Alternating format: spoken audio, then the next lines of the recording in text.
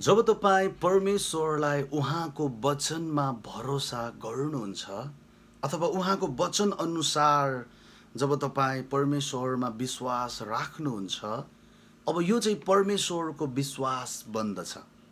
यसमा परमेश्वरले काम गर्न सुरु गर्नुहुन्छ र त्यसको जिम्मेवारी परमेश्वरले लिनुहुन्छ। वाह, यो प्रकाश एकदमै आशिषित छ। म आशा गर्छु यो वचनलाई सुनेर आज तपाईँ आशिषित र उत्साहित बन्नुहुन्छ। हाम्रो विश्वास चाहिँ वास्तविक विश्वास, साँचो विश्वास अथवा बाइबलीय विश्वास र परमेश्वरको विश्वास चाहिँ उहाँको वचनबाट प्रेरित भएको हुनुपर्छ, उहाँको वचनमा आधारित भएको हुनुपर्छ। जे पनि कुरा हामी उहाँबाट चाहन्छौँ, परमेश्वरबाट, अथवा जे पनि कुराको लागि हामी विश्वास गरिरहेछौँ परमेश्वरमा, यो चाहिँ उहाँको वचनबाट प्रेरित भएको हुनुपर्छ, अथवा यो चाहिँ उहाँको वचनबाट आएको हुनुपर्छ, अथवा यो चाहिँ उहाँको वचनमा आधारित भएको हुनुपर्छ। सुन्नुहोस्, उहाँको वचनमा आधारित कुनै पनि विश्वास, उहाँको वचनमा आधारित कुनै पनि विश्वास परमेश्वरले पुरा गर्नुहुन्छ, अथवा त्यो विश्वासले काम गर्छ। परमेश्वरको वचनले भन्छ विश्वास गर्नेको निम्ति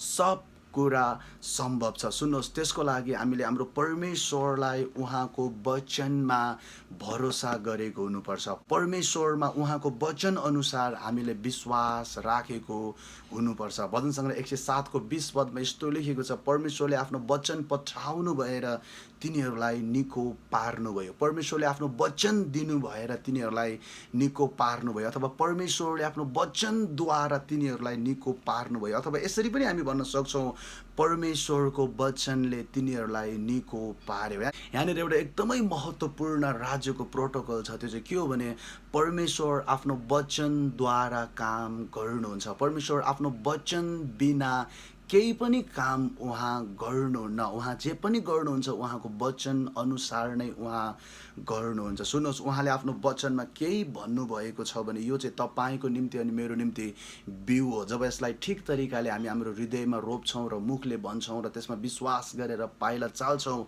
डेफिनेटली यो वचनले काम गर्दछ। यसाया 55 अध्यायको 10 पदमा यस्तो लेखिएको छ, जसरी वृष्टि र हिउँ आकाशबाट झर्छ र त्यतैतिर फर्केर जाँदैन र जमिनलाई भिजाएर बाली उमार्छ र छर्नेलाई बिउ र खानेलाई भोजन दिन्छ, त्यसरी नै मेरो मुखबाट निस्कने मेरो वचन पनि हुनेछ। त्यो म कहाँ व्यर्थै फर्किने छैन, तर मैले इच्छा गरेको काम त्यसले पुरा गर्नेछ र जुन कामको निम्ति म त्यसलाई पठाउँछु त्यसमा त्यो सफल हुनेछ। जसरी आकाशबाट वृष्टि र हिउँ झर्छ र माथितिर त्यसै फर्केर जाँदैन, तर जमिनलाई भिजाउने काम गर्छ, बाली उमार्ने काम गर्छ, त्यसरी नै परमेश्वरको वचन परमेश्वर कहाँ व्यर्थै फर्किँदैन, त्यसले काम गर्छ। परमेश्वरले इच्छा गरेको काम त्यसले पुरा गर्छ। परमेश्वरले जे काममा त्यो वचन पठाउनु भएको हुन्छ त्यसमा त्यो वचन सफल हुन्छ। सुन्नुहोस्,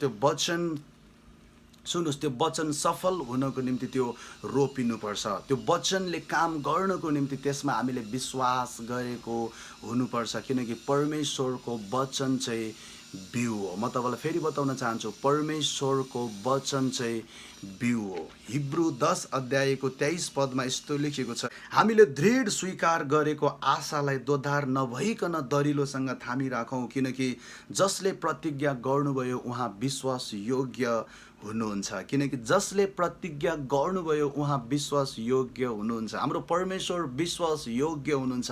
केमा विश्वास योग्य हुनुहुन्छ? उहाँको आफ्नो प्रतिज्ञामा, उहाँको आफ्नो वचनमा। सुन्नुहोस्, परमेश्वर आफ्नो वचनद्वारा काम गर्नुहुन्छ। उहाँ आफ्नो वचनमा विश्वास योग्य हुनुहुन्छ। उहाँले वचनमा जे भन्नुभएको छैन त्यो गर्नु उहाँलाई आवश्यक छैन, तर उहाँले वचनमा जे भन्नुभएको छ त्यो उहाँले गर्नै पर्छ, त्यो उहाँले पुरा गर्नै पर्छ, किनकि उहाँ विश्वास योग्य परमेश्वर हुनुहुन्छ। उहाँ आफ्नो वचनमा, उहाँ आफ्नो प्रतिज्ञामा विश्वास योग्य हुनुहुन्छ। सुन्नुहोस्, परमेश्वरको वचन सत्य छ र परमेश्वरको वचनले काम गर्छ, किनकि परमेश्वर आफ्नो वचनमा विश्वास योग्य हुनुहुन्छ। जब तपाईँ परमेश्वरको वचनमा भरोसा गर्नुहुन्छ, परमेश्वरको वचन अनुसार परमेश्वरमा विश्वास राख्नुहुन्छ, अब त्यो चाहिँ वास्तवमा परमेश्वरको जिम्मेवारी बन्दछ, त्यो चाहिँ वास्तवमा परमेश्वरको काम बन्दछ, त्यो चाहिँ वास्तवमा परमेश्वरको विश्वास विश्वास बन्दछ। जे उहाँले तपाईँ र मेरो निम्ति भन्नुभएको छ त्यसमा उहाँ काम गर्न बाध्य बन्नुहुन्छ जब हामी त्यो वचनलाई समात्छौँ र त्यो वचनमा हामी दबाब डाल्दछौँ। यदि कसैले तपाईँलाई केही कुरा प्रतिज्ञा गरेको छ अनि त्यो व्यक्तिलाई तपाईँले सम्झाउनु भयो, तपाईँले मलाई यस्तो प्रतिज्ञा गर्नुभएको छ भनेर, अब त्यो व्यक्तिलाई प्रेसर हुन्छ त्यो प्रतिज्ञा पुरा गर्नको लागि। सेम त्यसरी नै म तपाईँलाई बताउन चाहन्छु, सुन्नुहोस्, हामीले परमेश्वरलाई अरू कुराबाट प्रेसर दिनु मिल्दैन, अरू कुराबाट उहाँबाट डिमान्ड गर्नु मिल्दैन। तर उहाँले केही कुरा भन्नुभएको छ भने तपाईँले आफ्नो वचनमा यस्तो भन्नुभएको छ भनेर हामी उहाँलाई प्रेसर दिन सक्छौँ, दबाब दिन सक्छौँ। अनि यो दबाब चाहिँ हाम्रो परमेश्वरलाई फेरि मनपर्छ। सुन्नुहोस्, यदि तपाईँले प्रतीक्षा गरेको कुरा पाइराख्नु भएको छैन, विश्वास गरेको कुरा पाइराख्नु भएको छैन भने अब तपाईँको बुवालाई, आमालाई, दाइलाई, भाइलाई, आफन्तलाई दबाब नदिनुहोस्। इभन परमेश्वरलाई पनि अब तपाईँले दबाब दिइराख्नु पर्दैन, उहाँको वचनमा तपाईँले दबाब दिनुहोस्। सुन्नुहोस्, आफ्नो वचनमा काम गर्न हाम्रो परमेश्वर बाध्य हुनुहुन्छ अनि यो बाध्यता उहाँलाई मनपर्छ। आफ्नो वचनमा काम गर्न उहाँ औधी रमाउनुहुन्छ।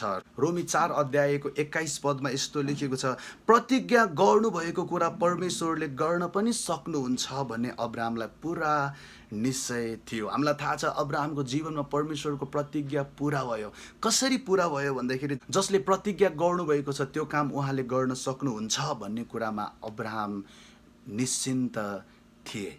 तपाईँले माथि हेर्नुभयो भने अब्राहमको अवस्था तपाईँले यस्तो पाउनुहुन्छ, प्राय 100 वर्ष पुगिसकेका अब्राहम मृत्युल्य भइसकेको आफ्नो शरीर तथा साराको कोख बाँझो भएको बुझेर पनि विश्वासमा कमजोर भएनन्। उनको अवस्था र परिस्थिति सजिलो थिएन, राम्रो थिएन, र पनि उनी विश्वासमा कमजोर भएनन्। परमेश्वरको प्रतिज्ञाबारे कुनै शङ्काले उनलाई डगमगाउन सकेन। शङ्का आएको थियो, हुँदैन कि भन्ने, हुँदैन होला भन्ने प्रकारको शङ्काहरू आएको थियो, तर त्यो शङ्काले उनलाई डगमगाउन सकेन।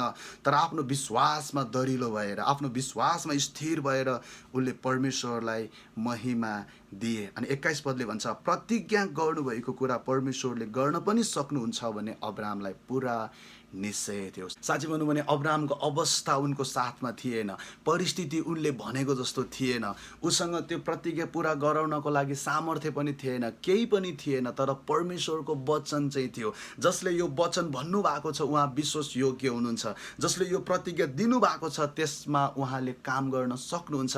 अब्राहमसँग वचन थियो अनि वचनलाई पक्रेर बसेको कारणले गर्दाखेरि, दृढ भएर बसेको कारणले गर्दाखेरि, स्थिर बलियो भएर बसेको कारणले गर्दाखेरि परमेश्वरले आफ्नो प्रतिज्ञा अब्राहमको जीवनमा पुरा गर्नुभयो। त्यसरी नै म तपाईँलाई बताउन चाहन्छु, सुन्नुहोस्, तपाईँलाई धनी बनाउनको लागि, तपाईँलाई आशीषित बनाउनको लागि, तपाईँलाई अर्थपूर्ण जीवन दिनको लागि, तपाईँलाई सुन्दर भविष्य दिनको लागि, तपाईँलाई स्वस्थता दिनको लागि, तपाईँलाई शान्ति दिनको लागि परमेश्वरले आफ्नो वचनमा प्रतिज्ञा बोल्नुभएको छ। सुन्नुहोस्, त्यो प्रतिज्ञालाई खोज्नुहोस्, उहाँको वचनमा हृदयमा गाड्नुहोस्, त्यसमा मनन गर्नुहोस्, मुखले भन्नुहोस्, त्यसमा विश्वास गरेर पाइला चाल्नुहोस्। परमेश्वरले जे भन्नुभएको छ आफ्नो वचनमा त्यो प्रतिज्ञा तपाईँको जीवनमा पुरा गर्न तपाईँ जति आतुर हुनुहुन्छ परमेश्वर त्योभन्दा बढ्ता आतुर हुनुहुन्छ। म साँचो हुँ, मेरो वचन साँचो हो भनेर तपाईँलाई साँच्ची भन्नु भने उहाँ प्रमाणित गर्न चाहनुहुन्छ। तर यसको लागि एउटा सत्यता तपाईँले बुझ्नै पर्छ कि परमेश्वरको वचन र प्रतिज्ञा बिउको रूपमा छ। त्यसलाई तपाईँले समातेर, मैले समातेर हृदयमा रोप्नु, त्यसलाई मुखले घोषणा गर्नु, त्यसमा विश्वास गरेर पाइला चाल्नु, त्यो कुरा हाम्रो जीवनमा जस्ताको तस्तै आउनुभन्दा अगाडि विश्वासले त्यसलाई प्राप्त गर्नु एकदमै आवश्यक छ। म तपाईँलाई आजको वचनमा बताउन चाहन्छु, सुन्नुहोस्, परमेश्वरलाई उहाँको वचनमा विश्वास गर्नु चाहिँ यो महान विश्वास हो, यो ठुलो विश्वास हो। होला तपाईँले देख्नु भएको छैन होला तपाईँले प्रतिज्ञा अनुसारको अवस्था परिस्थिति देख्नु भएको छैन होला, तर तपाईँसँग वचन छ भने यो वचनलाई सुनभन्दा पनि बढी मूल्यवान भनिएको छ उहाँको वचनमा। सुन्नुहोस्, परमेश्वरको वचनमा परमेश्वर हुनुहुन्छ, परमेश्वरको वचनमा परमेश्वरको बुद्धि, परमेश्वरको महिमा, परमेश्वरको अभिषेक, परमेश्वरको आशिष र परमेश्वरको उपस्थिति लुकेर बसेको छ। परमेश्वर जति मूल्यवान हुनुहुन्छ उहाँको वचन त्यति नै मूल्यवान छ। परमेश्वर जति शक्तिशाली हुनुहुन्छ उहाँको वचन त्यति नै शक्तिशाली छ, किनकि परमेश्वरले आफ्नो वचनमा सारा अधिकार राख्नु भएको छ। परमेश्वर विश्वास योग्य हुनुहुन्छ, उहाँको बोली र उहाँ एउटै हो। एक थरी बोल्ने अनि एक थरी गर्ने, एक थरी बोल्ने अनि एक थरीको जीवन जिउने उहाँ त्यो प्रकारको अविश्वासयोग्य व्यक्ति उहाँ हुनुहुन्न। उहाँ विश्वासयोग्य हुनुहुन्छ। आफ्नो वचनमा उहाँ विश्वासयोग्य हुनुहुन्छ। जस्तो उहाँले बोल्नु भएको छ उहाँ त्यस्तै हुनुहुन्छ।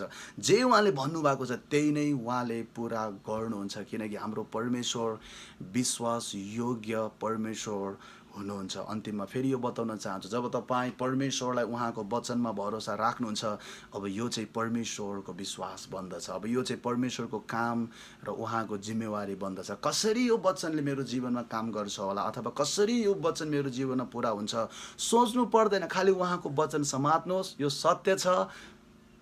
खालि उहाँको वचन समात्नुहोस्, त्यसमा विश्वास गर्नुहोस्, यो सत्य छ, यो अनुसार भइसकेको छ भनेर विश्वास गर्नुहोस् र विश्वासमा पाइला चाल्नुहोस्। सुन्नुहोस्, सत्यता तपाईँको परिस्थिति होइन, तपाईँको अवस्था होइन, सत्यता उहाँको वचन हो। यो वचनले तपाईँको हृदयमा शान्ति ल्याउन्। जय मसीह।